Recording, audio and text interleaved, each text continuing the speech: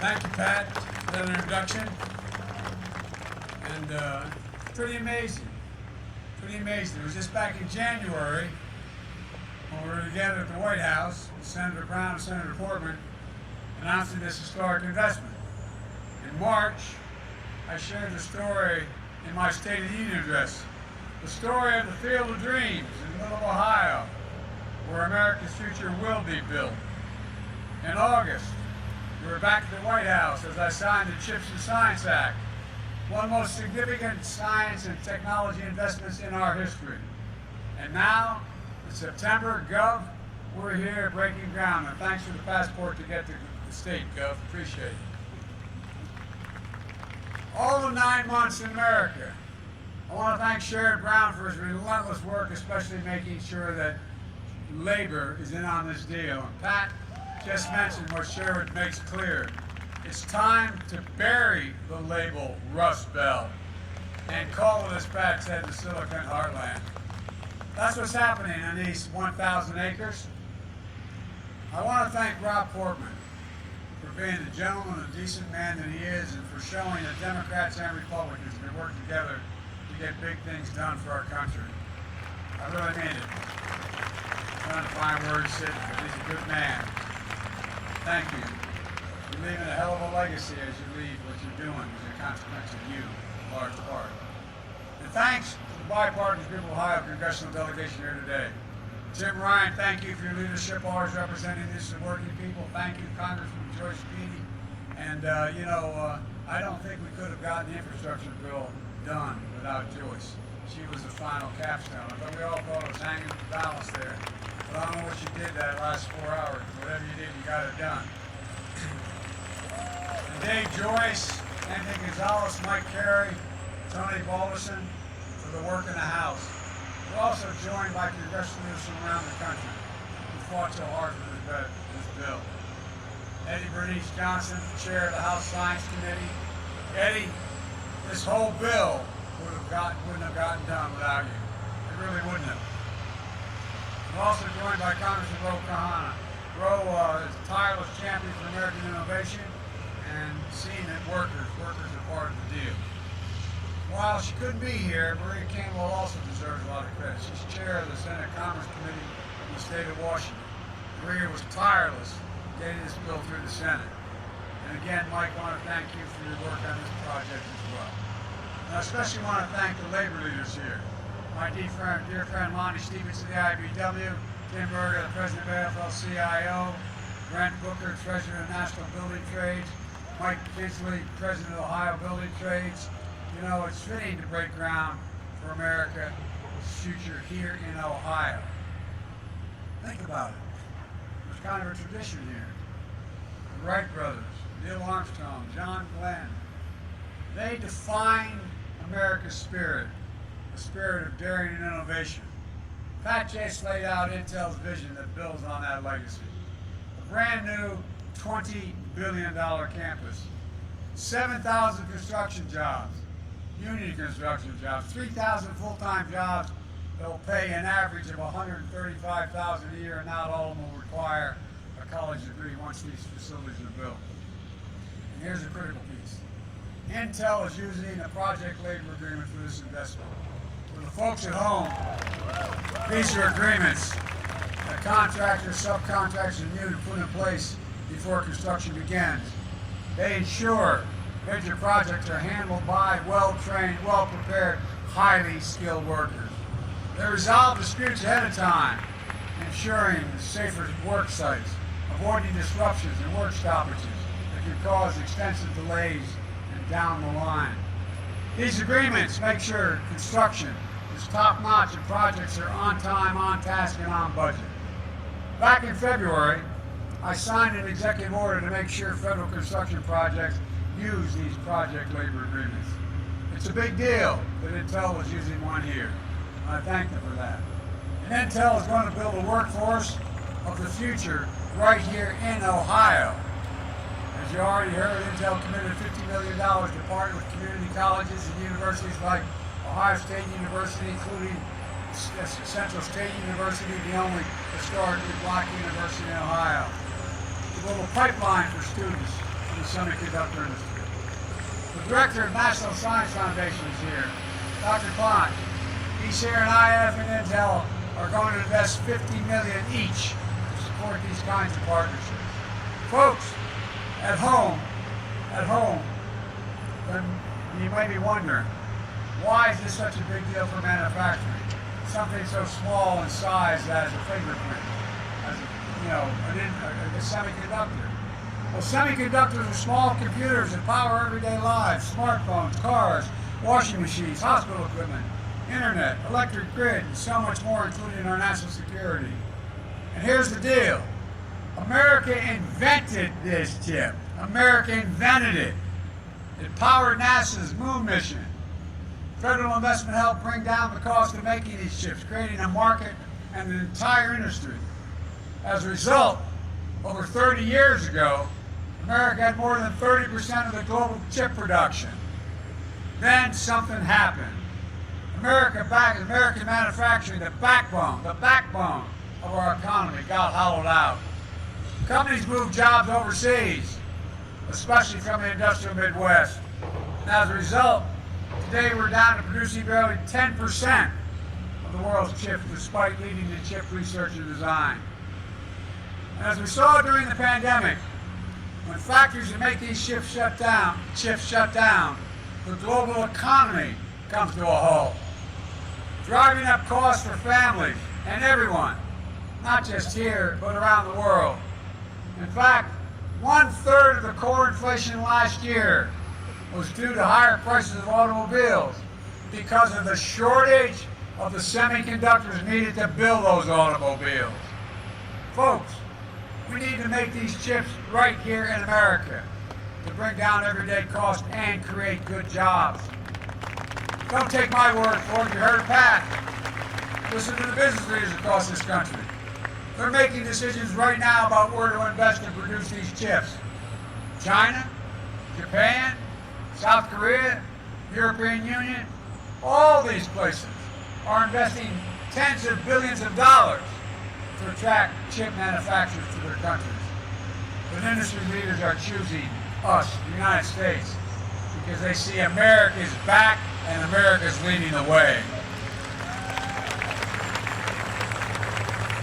Folks, since I took office, our economy has created nearly 10 million new jobs, more than 668,000 manufacturing jobs. Proof, a point that made in Ohio and made in America is no longer just a slogan. It's happening. It's a reality today, and it's just beginning. Because I signed into law the CHIPS and Science Act, we're accelerating the progress. This new law makes historic investments for companies to build advanced manufacturing facilities here in America. Since I signed the CHIPS and Science Act, it's already started happening. The American company Micron announced it's going to invest $40 billion in the next 10 years to build factories, special chips called memory chips that store information on your smartphones.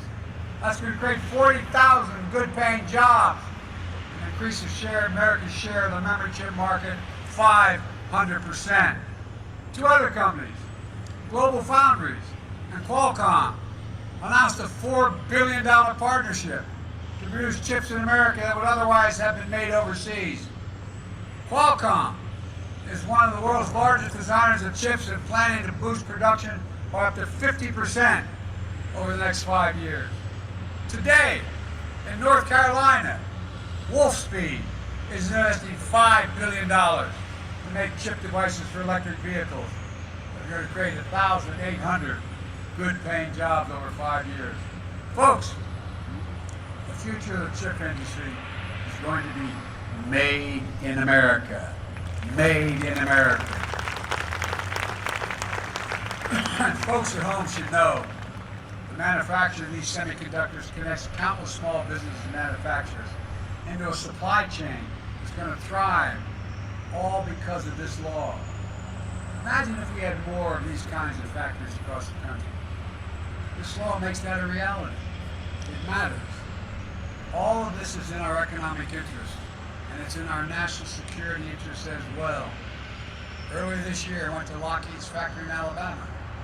They're making the Javelin missile that we're supplying to Ukraine to defend itself against Putin's unprovoked war. We need semiconductors not only for those Javelin missiles, but also for the weapon systems of the future that are only going to be more reliant on computer chips. This goes well beyond commercial use. Unfortunately, we produce zero of these advanced chips in America. Zero. China's trying to move way ahead of us in manufacturing now. It's no wonder, which is not even somewhat unusual, that the Chinese Communist Party actively lobbied U.S. business against this law. Basically, you want to do business in our country, don't do it there. The United States has to lead the world in producing these advanced chips, and this law makes sure that we will. And to be clear, the Chips and Science Act is not handing out blank checks to companies. I've directed my administration to be laser focused on the guardrails that will protect taxpayers' dollars. We'll make sure that companies partner with unions, community colleges, technical schools to offer training and apprenticeships, and to work with small and minority-owned businesses as well. We're going to make sure that companies that take taxpayers' dollars don't turn around and make investments in China to undermine our supply chain and national security. You know, we have the power. We have the power to take back any federal funding if companies don't meet these requirements. The law also requires that companies build these semiconductor facilities by Davis-Bacon prevailing wage, so people can live with a little bit of breathing room. This will ensure tens of thousands of new construction jobs and high-paying jobs, and more often high-paying union jobs. And well, not only will companies use these funds to buy, but they cannot use these funds for stock buybacks and issue dividends. They have to manufacture. And finally, the law is about more than chips. It's about science as well.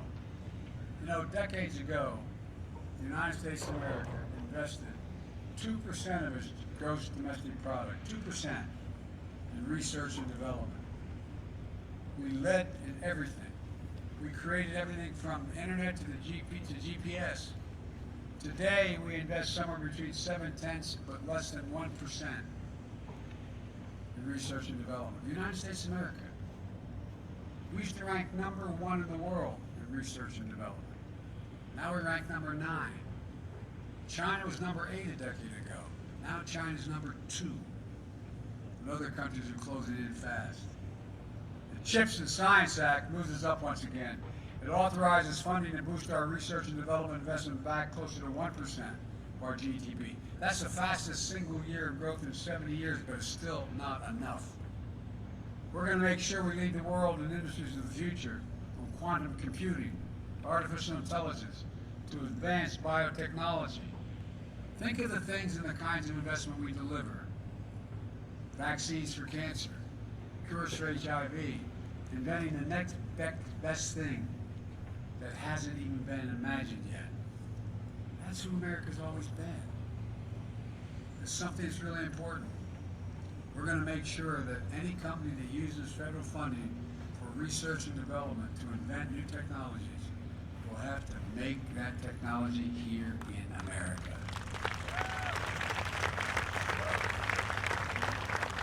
And that means we will invent it in America and make it in America. And we're going to make sure we include all of America. We're going to support entrepreneurs and technology hubs all across the country, including historically black colleges and universities, minority-served institutions, tribal colleges. We're going to tap into the greatest competitive advantage we have, our diverse and talented workforce that's urban, rural, and suburban. Folks, I've asked Pat and many other leading businessmen leaders this question. When the United States decides to invest in considerable resources in a new industry that we need to build, does that encourage business to invest as well? And the answer is yes. Overwhelmingly, ask any major business person. Because they say if we think it's worth investing in, we're putting tax dollars into it, it has an increased possibility of being usable and workable. Federal investments attracts private investment. It creates jobs. It creates industries. It demonstrates we're all in this together. And I believe there's another reason why companies are choosing the United States. It's because we're better positioned globally than we have ever been in a long, long time. We've seen a faster, stronger economic recovery than any other advanced nation on earth. I met with one of the leading companies, research companies in South Korea. I asked why they're going to invest billions of dollars in the United States. He said, because you're the most secure nation in the world. We know if we invest, we'll be secure. And secondly, this surprised me, you have the best workforce in the world. Folks, and we have the best universities in the world. Dynamic venture capitalist system, a rule of law that protects international property. And thanks to the infrastructure law that I signed with the help of many of the members who are here today, that means better roads, bridges, ports, airports, clean water, high-speed internet for every American. That's going to create millions of jobs all by itself. This is a game changer. Let me close with this. This is about our economic security. It's about our national security. It's about good paying union jobs. You can raise your family on, as my dad was saying, have a little bit of breathing room. Jobs now. Jobs for the future. Jobs in every part of the country. We're not going to leave a part behind. There's no need to not develop the whole country. Jobs that show the industrial Midwest is back. The industrial Midwest is back. And that's what we're seeing in this field of dreams. PhD engineers in science alongside community college graduates, skilled craftsmen, men and women. People of all ages, races, and backgrounds with advanced degrees or no degrees, working side by side doing the most sophisticated manufacturing that's ever been done. Pat was explaining to me what these are going to look like. Correct me if I'm wrong, Pat, but I was impressed. You're going to dig down 60 feet, 10 football fields long. You're going to make that all cement. You're going to use that as basis to build on, because you need security, you need stability for what you have on that, and you're going to build up stories beyond. I mean, this is incredible. Making a tiny computer chip, the size of a fingertip. They're showing what we've always believed. And I want to emphasize this, and I'll get out of your hair. I mean this. You've heard me say this for a long time. There is nothing, I mean this from the bottom of my heart, there is nothing, not a single thing beyond our capacity as a nation if we do it together as the United States of America. And that's what we're going to do. This is an inflection point. Everything. We're going to look back on this period 20 years from now and say that's going to begin to change. God bless you all, and may God protect our troops. Thank you, thank you, thank you. And Pat, thank you.